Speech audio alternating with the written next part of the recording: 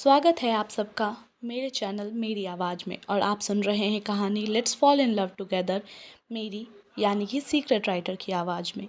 तो आइए शुरू करते हैं कहानी के अगले भाग को। अरोरा मैंसन में घर के सारे लोग ब्रेकफास्ट टेबल पर बैठे हुए थे।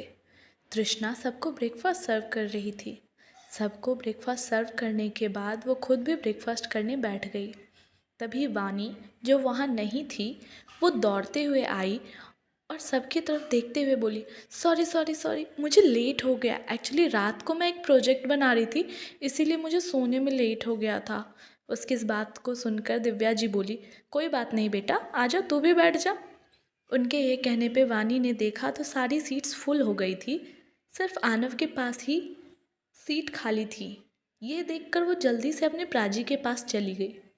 जब वो अच्छे से बैठ गई तभी तृष्णा अपनी जगह से उठने को हुई ताकि वो उसे खाना सर्व कर सके, लेकिन तभी उसकी नज़र अपने सामने गई जहाँ आनव अपने हाथों से अपनी लाडली को खाना सर्व कर रहा था।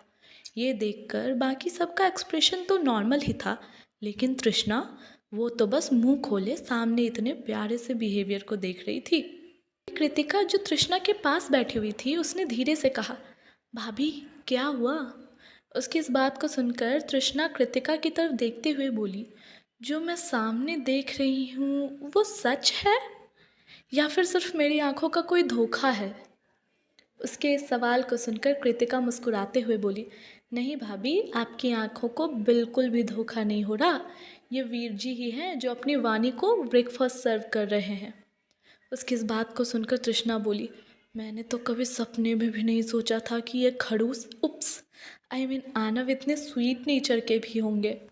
उसकी इस बात को सुनकर कृतिका को हंसी आ गई और बोली, वैसे भाभी आपने नाम बहुत सही दिया है। उसकी इस बात को सुनकर तृष्णा ने अपनी आंखों में चमक भरते हुए उसकी तरफ देखा और कहा, है ना? उसके इस सवाल पर कृतिका ने भी अपना सर हाँ में हिला दिया। ऐसे ही बातों के बीच सबका नाश्ता खत्म हुआ और सब उठकर वहाँ से जाने लगे, लेकिन तभी सबके कानों में आनव की आवाज़ पड़ी जो तृष्णा की तरफ देखते हुए कह रहा था, सुनो। उसकी इस बात को सुनकर तृष्णा को बिल्कुल भी ऐसा नहीं लगा जैसे उसने उसे बुलाया हो, इसलिए वो किचन की तरफ बढ़ती रही। वहीं बाकी सबके पैर वहीं थमे हुए थे। शायद वो भी जानना चाहते थे कि आनव तृष्णा से क्या कहना चाहता है। तभी आनव ने एक बार फिर कहा, सुनो, तुम्हें ही कह रहा हूँ, तुम कहाँ जा रही हो? उसकी इस बात को सुनकर तृष्णा डाउट के साथ उसकी तरफ मुड़ती हुई बोली, क्या आप मुझे आवाज़ दे रहे हैं? उसकी इस बात को सुनकर आनव ने उसका जवाब देने की जगह कहा, मैं चाहता हूँ तुम 2 मिनट के अंदर मुझे बाहर मिलो, मैं बाहर तुम्हारा इंतज़ार कर रहा हूँ। उसकी बात सुनकर तृष्णा की आंखें छोटी हो गई और वो बोली, और मैं क्यों आऊँगी भला?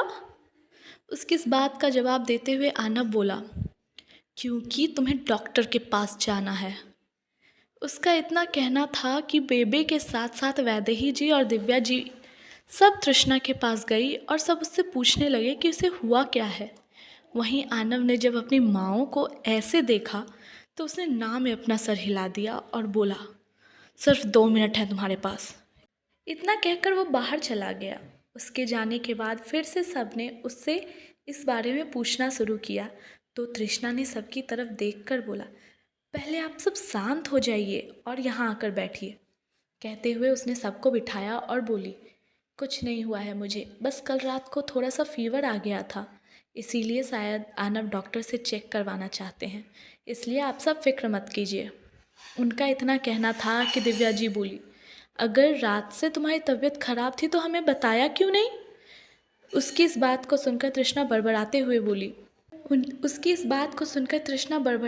बोली, कैसे बताती बीजी, अगर मुझे होश होता तो ज़रूर बताती। फिर वह सबको देखती हुई बोली, वो बीजी ज़्यादा फीवर नहीं था ना, इसलिए मुझे आप सबको परेशान करना अच्छा नहीं लगा। अच्छा, अब मैं बाहर जाती हूँ। उसकी इस बात को सुनकर सबने अपना सर हाँ में हिला दिया और तृष्णा बाहर की तरफ चली गई। जब वो बाहर गई तो उसने देखा आनव वहीं एक कार में बैठा हुआ था और उसी का इंतज़ार कर रहा था। ये देखकर वो सीधा जाकर उस कार में बैठ गई। उसके बैठते ही आनव ने कार भगा दी। कार में बिल्कुल खामोशी छाई हुई थी। आनव शांति से ड्राइव कर रहा था और तृष्णा वो तो बस इधर उधर देख रही थी। लेकिन अब तक वो काफ़ी बोर हो चुकी थी। तभी वो आनव की तरफ मुड़ती हुई बोली, वैसे एक बात बताइए। उसकी इस बात को सुनकर आनव उसकी तरफ देखता है जैसे पूछ रहा हो क्या। उसे ऐसे अपनी तरफ देखते देखकर तृष्णा ने कहा, आपको ऐसे चुप चुप रहने में कितना मज़ा आता है। मुझे ना बोर करने लगती है ये चुप्पी। उसकी इस बात को सुनकर आनव कंफ्यूज सा चेहरा बनाते हुए उसकी तरफ देखता है और कहता है तो। उसके इतना कहते ही तृष्णा भड़कते हुए कहती है, तो ये कि आप थोड़ा बहुत बातें कर सकते हैं ना, लेकिन आप तो हमेशा जैसे अपने मुंह पर ताला लगा के रखते हैं। उसकी इस बात को सुनकर आनव उसकी तरफ देखते हुए कहता है, आज तुम कुछ ज़्यादा नहीं बोल रही हो। उसकी इस बात का जवाब देते हुए तृष्णा कहती है, ज़्यादा नहीं तो बिल्कुल भी नहीं, हम तो ऐसे ही बोलते हैं, लेकिन आपको देखकर ऐसा लगता है जैसे आपको कुछ ही शब्द दिए गए हैं और आपने अगर बोला तो बस शब्द ही ख़त्म हो जाएंगे। इसीलिए आप ऐसा खड़ूस सा चेहरा बनाकर घूमते रहते हैं कि कहीं गलती से भी आपसे कोई कुछ बुलवा ना ले। यहाँ तक कि आप मुझसे तो छोड़ो, फैमिली वालों से भी कुछ नहीं बोलते, बस सारा दिन वो लैपटॉप जैसे दिखने वाले डब्बे में घुसे रहते हैं। उसकी इस बात को सुनकर आनव उसकी तरफ देखकर घूरते हुए कहता है, अगर मैं काम नहीं करूँगा तो घर में पैसे कैसे आएंगे, और ये जितनी ऐशो आराम की ज़िंदगी है वो पूरी कैसे होगी। उसकी इस बात को सुनकर तृष्णा कहती है, दुनिया में सिर्फ एक आप ही नहीं है जो पैसे कमाते हैं, मेरे वीर जी भी तो इतनी बड़ी लॉ फर्म चलाते हैं, तो इसका क्या मतलब वो सारा दिन अपनी काम में थोड़ी ना घुसे रहते हैं। उसके इस तर्क को सुनकर ऐसा लग रहा था जैसे आनव के पास इसका कोई जवाब ही नहीं है, इसलिए वो शांत हो जाता है। ऐसे काम करने का उसका रीज़न तो ये था कि वो गुरबानी के जाने के बाद से अपने परिवार का सामना नहीं करना चाहता था, इसलिए काम में घुसा रहता था। लेकिन अब तो उसे आदत सी हो गई थी हर वक्त काम करते रहने की। क्या होगा कहानी में आगे? क्या तृष्णा आनव को उसकी ज़िंदगी वापस दे पाएगी, या फिर आनव को गुरबानी का साथ वापस मिल जाएगा?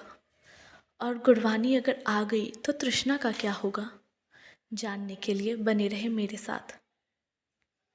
और अगर ये भाग पसंद आया हो तो प्लीज़ लाइक कीजिए, शेयर कीजिए अपने दोस्तों के साथ और कमेंट कीजिए अपने फेवरेट भाग को। इसी के साथ आने वाले एपिसोड के अपडेट पाने के लिए सब्सक्राइब कीजिए मेरे चैनल को। Thank you.